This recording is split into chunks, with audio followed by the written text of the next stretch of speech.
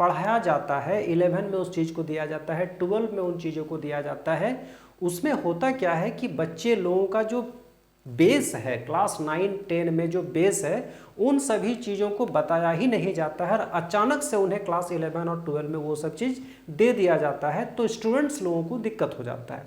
इस चीज़ को ध्यान में रखते हुए भारत सरकार ने 2020 न्यू एजुकेशन पॉलिसी 2020 में सभी किताबों में जो भी हमारे भारत सरकार के द्वारा एनसीईआरटी का जो पाठ्यक्रम है, एनसीईआरटी का जो सिलेबस है, जो पूरे भारत में समान रूप से चलाया जाता है, उन सभी पाठ्यक्रम में बहुत बड़ा बदलाव किया। और ये बदलाव अगर आप सभी कहीं ना कहीं स्टूडेंट है या आपके घर में कोई बच्चे जो क्लास 9 में, 10 में, 11 में या 12 में पढ़ रहे हैं, उन सभी माता पिताओं को और उन विद्यार्थियों को जरूर देखना चाहिए कि आपके सिलेबस में क्या बदलाव हुआ है। आइए हम सभी बताते हैं कि हम लोग आज बात करने वाले हैं जो चैप्टर चेंज हुआ है, जो एनसीईआरटी 2020 में जो बुक्स आ रहे हैं मार्केट में, उसमें क्या क्या बदलाव हुआ है। सारे चैप्टर्स आपके बदल दिए गए हैं। वो सभी टीचर्स जो पुराने नोट्स बना बना के बच्चे लोगों को पढ़ा रहे थे, अब उन सभी शिक्षकों को अलग से नोट्स बनाना पड़ेगा, फिर से उन्हें भी मेहनत करना पड़ेगा। और मेरे हिसाब से शिक्षा का स्तर को जितना ज़्यादा सुधार किया जाए उतना सभी के लिए अच्छा है। हम आज बात करने वाले हैं कि क्लास 9 में किस तरह से एसएसटी का जो सिलेबस है उसमें किस तरह से बदलाव किया गया है। इसके पहले भी मैं क्लास 9 को पढ़ा चुका हूँ, क्लास 10 को पढ़ा चुका हूँ। ये जितना भी सिलेबस हमारे पास है, जो भी हमारे पास वो चैप्टर्स हैं, इन सभी चैप्टर्स को हम क्लास 9 में तो नहीं पढ़ते थे, लेकिन इन चैप्टर को देखने के बाद हमें ये तो समझ में आ रहा है कि ये सब चैप्टर क्लास 9 में बच्चों को पढ़ा दिया जाना चाहिए था या पढ़ा दिया जाना चाहिए। हम क्यों नहीं पढ़ाएं, इसके बारे में जो भी आर्गूमेंट्स हैं वो हमारा काम नहीं है आर्गूमेंट्स करना। हम आज बात करने वाले हैं कि क्लास 9 का एसएसटी में क्या क्या बदलाव हुआ, इसके पहले क्या चैप्टर्स था और अभी आपके सामने क्या चैप्टर्स हैं, आपको क्या पढ़ना है और इसको पढ़ने के बाद क्या फ़ायदा होना है, ये भी हम आपके साथ आज डिस्कस करने वाले हैं। सबसे पहले अगर हम बात करें हिस्ट्री में क्या बदलाव हुआ है। हिस्ट्री में इसके पहले हम लोग क्लास 9 का, अगर आप कहीं ना कहीं क्लास 10 में है या 11 में है तो आप क्लास 9 में जरूर पढ़े होंगे कि हम लोग क्लास 9 में क्या पढ़े थे, फ्रेंच रेवोल्यूशन पढ़े थे। लेकिन इस न्यू सिलेबस में कहीं भी फ्रेंच रेवोल्यूशन नहीं है। क्लास 9 में प्योरली भारत का जो इतिहास है, भारत का जो गौरवशाली इतिहास है, उस पर फोकस किया गया है। और ये कहीं ना कहीं हमारे लिए बहुत ही अच्छी बात है कि हमें फ्रेंच रेवोल्यूशन पढ़ना है। ठीक है, फ्रेंच रेवोल्यूशन, फ्रेंच की क्रांति, यूरोप की क्रांति, ये सारा चीज़ हमको पढ़ना है, लेकिन क्लास 9 में ये जो चीज़ डाला गया है ये भी पढ़ना उतना ही आवश्यक है, क्योंकि आगे इन सभी चैप्टर्स का आगे आपको क्या रोल होगा आपके जीवन में, ये भी आपको हम बताएंगे। सबसे पहले देखिए, हिस्ट्री अगर बात करें तो शुरुआत कहाँ से हो रहा है। The earliest people, stone age, पाषाण काल से शुरुआत हो रहा है, जब आदमी गुफाओं में रहते थे, जब आदमी जंगलों में वास करते थे, आदमी सभ्य नहीं थे, सिविलाइज्ड नहीं थे, वहाँ से शुरू हो रहा है। उसके बाद आपका जो नव पाषाण काल, पाषाण काल, ये जो हम लोग पढ़ते हैं, स्टोन एज जो पढ़ते हैं, उसको लिया गया है। उसके बाद धीरे धीरे लोग आग का प्रयोग करना सीखा, चक्के का आविष्कार हो गया, तो धीरे धीरे लोग सिविलाइज्ड हुए, सभ्य हुए और एक सभ्यता आया। और वो सभ्यता हमारे देश में क्या कहलाया गया, हड़प्पा सिविलाइजेशन कहलाया गया, या उसको कहीं कहीं इंडस वैली सिविलाइजेशन भी कहा जाता है। ये भी कहीं ना कहीं इस सिलेबस में शामिल किया गया है। साथ ही साथ मेसोपोटामिया का जो सभ्यता है वो भी हमें पढ़ना है, इजिप्टियन का जो सभ्यता है वो भी हमें पढ़ना है, चाइनीज का जो सिविलाइजेशन है वो भी हमें पढ़ना है। मतलब कहने का मतलब है, इतिहास में आपको ये सबसे पहले जानना है कि किस तरह से आदमी जंगल से एक राजा तक का सफर किया, जंगल में रहने वाला एक आदमी किस तरह से ट्रेडर बना, बिजनेसमैन बना, एम्पायर खड़ा किया, वो सभी चीज आपको जानना है। इसमें आपको कहीं भी युद्ध का वर्णन नहीं किया गया है। आगे हम लोग देखेंगे कि किस तरह से अचीवमेंट्स ऑफ दिस सिविलाइजेशन, ये जो सिविलाइजेशन, लोग जो सभ्य हुए, सभ्यता के बाद लोगों के द्वारा क्या क्या अचीवमेंट किया गया, क्या क्या उन्होंने प्राप्त किया अपने जीवन में, उसके बाद हमें ये भी पढ़ना है वैदिक पीरियड। हमारे देश में वैदिक पीरियड बहुत ही इम्पोर्टेंट चैप्टर है, क्लास 11 में इसको बताया जाता है। यहाँ तक कि वैदिक पीरियड्स यूपीएससी का सिलेबस में भी वैदिक पीरियड को लिया जाता है, और वो चीज़ आपको क्लास 9 में पढ़ने को मिलेगा, बहुत ही अच्छी बात है। अर्ली वैदिक पीरियड, लेटर वैदिक पीरियड। वैदिक पीरियड को हम लोग 2 भाग में बांटते हैं।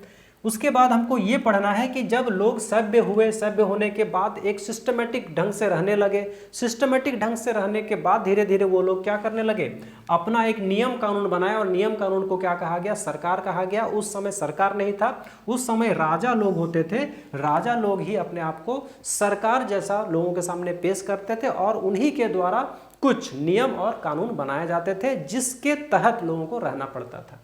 तो इस तरह से क्या होता है, किंगडम का उदय होता है, साम्राज्य का उदय होता है, नए नए राजा बनते हैं, और फिर अर्ली एम्पायर किस तरह से साम्राज्य बनते हैं, उसी में हम लोग को पढ़ना है किस तरह से उनका एडमिनिस्ट्रेशन चलता था अर्ली एम्पायर का। अर्ली एम्पायर में हम लोग महाजनपद काल पढ़ेंगे। महाजनपद काल में आपको बहुत सारे राजाओं के बारे में पढ़ने को मिलेगा, सीखने को मिलेगा, समझने को मिलेगा, उन लोगों का गौरवशाली इतिहास को जानने का मौका मिलेगा, उन लोगों का वीरता बहादुरी आपको जानने का मौका मिलेगा। महाजनपद में आपको मगध पढ़ना है, जिसमें चंद्रगुप्त मौर्य के बारे में आपको बताया जाएगा, अशोक के बारे में आपको बताया जाएगा, साथ ही आपको चोल राजवंश के बारे में बताया जाएगा, राष्ट्रकूट के बारे में बताया जाएगा, और अन्य जो भी हमारे भारत में बहादुर वीर राजाओं के द्वारा साम्राज्य स्थापित किए गए हैं, वो सभी चीज़ आपको बताया जाएगा इस क्लास 9 के सिलेबस में।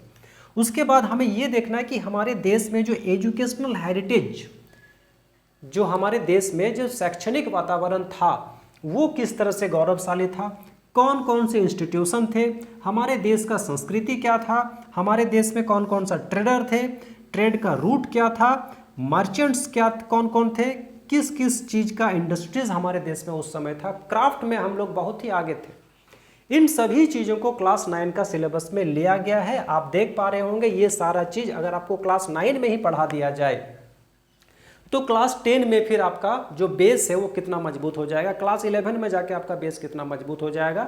और अभी क्लास 10 का बुक्स का सिलेबस अभी नहीं बदला है, लेकिन आने वाला समय में क्लास 10 में भी बदलाव होने वाला है।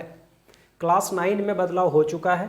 सिविक्स का अगर हम बात करें तो सिविक्स में आपको डेमोक्रेसी पढ़ना है, क्योंकि हमारा देश एक डेमोक्रेटिक कंट्री है, इसलिए इस हिसाब से भी हमें डेमोक्रेसी के बारे में डिटेल्स नॉलेज होना जरूरी है।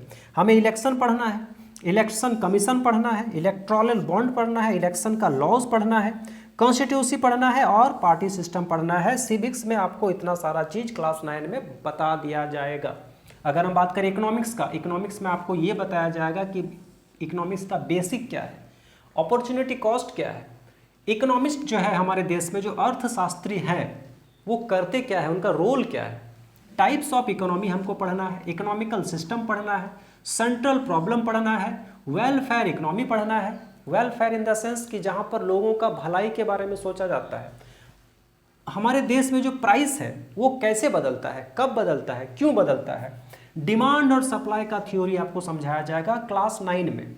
Why the market do not follow simple theory, कब जो है बाजार सिंपल थ्योरी को फॉलो नहीं करता है। प्राइस कंट्रोल, बाजार नियंत्रण, मुद्रा नियंत्रण, दाम नियंत्रण कैसे होता है, मार्केट फेल्योर कब हो जाता है, ये भी आपको बताया जाएगा क्लास 9 के इकोनॉमिक्स का सिलेबस में। अगर हम बात करें ज्योग्राफी का, भूगोल का बात करें तो भूगोल में आपको लैंडफॉर्म्स पढ़ाया जाएगा। जिस पृथ्वी में हम रहते हैं उस पृथ्वी के बारे में आपको डिटेल्स में बताया जाएगा। प्लेट टेक्टोनिक्स, हमें याद है कि प्लेट टेक्टोनिक्स जो है हम क्लास 11 में पढ़ते थे। हमारा जो पृथ्वी है, पृथ्वी के नीचे में जो भी प्लेट्स वगैरह हैं वो प्लेट्स के बारे में डिटेल्स नॉलेज हमें क्लास 11 में बताया जाता था, लेकिन अब हमें क्लास 9 में ही वो पढ़ लेना है। इंटीरियर ऑफ द अर्थ, पृथ्वी के नीचे का भाग, वेदरिंग एंड इरोजन हमको पढ़ना है, लैंड फॉर्म्स पढ़ना है, डिजास्टर पढ़ना है, कौन कौन से डिजास्टर होते हैं वो अभी आपको क्लास 9 में डिटेल्स में पढ़ाया जाएगा। Structure and the composition of the atmosphere, हम जिस एटमॉस्फेयर में रहते हैं उसका स्ट्रक्चर, कॉम्पोजिशन, सारा चीज़ आपको बताया जाएगा। Elements of the weather and climate, ये भी आपको क्लास 9 का सिलेबस में ऐड किया गया है। सीजन के बारे में, मॉनसून के बारे में आपको बताया जाएगा। क्लाइमेट चेंज के बारे में आपको बताया जाएगा। फ्लड्स कैसे आता है, अर्थक्वेक कैसे आता है, इसके बचाव क्या है, ये सारा चीज़ आपको बताया जाएगा। कार्बन फुटप्रिंट्स, ये एक नया चैप्टर ऐड किया गया है क्लास 9 में, और अन्य बहुत सारे ऐसे चैप्टर हैं जो कि पहले नहीं था, अब इसको ऐड किया गया है। मेरे हिसाब से क्लास 9 का जो सिलेबस एसएसटी का है बहुत ही इम्पॉर्टेंट है। आपके उच्च शिक्षा, आपको अगर किसी एग्ज़ाम का तैयारी करना है तो उस हिसाब से तो ये चैप्टर, जितने भी चैप्टर है वो आगे आपको जाके पढ़ना ही पड़ता है। अगर आप किसी कंपटीशन का तैयारी कर रहे हैं तो आपको समझ में आ रहा होगा कि इन सभी टॉपिक्स का क्या रोल है आपके एग्जाम के पॉइंट ऑफ व्यू से। अगर आप ये सब चीज़ को क्लास 9 में पढ़ लेते हैं, ये सब चीज़ आपको क्लास 10 में ही पढ़ा दिया जाता है, 11 में ही पढ़ा दिया जाता है, 12 में ही पढ़ा दिया जाता है, और अच्छे तरीके से आप अगर इसको समझ में आ जा रहा है तो आपको कंपटीशन के लिए अलग से कुछ पढ़ना ही नहीं पड़ेगा।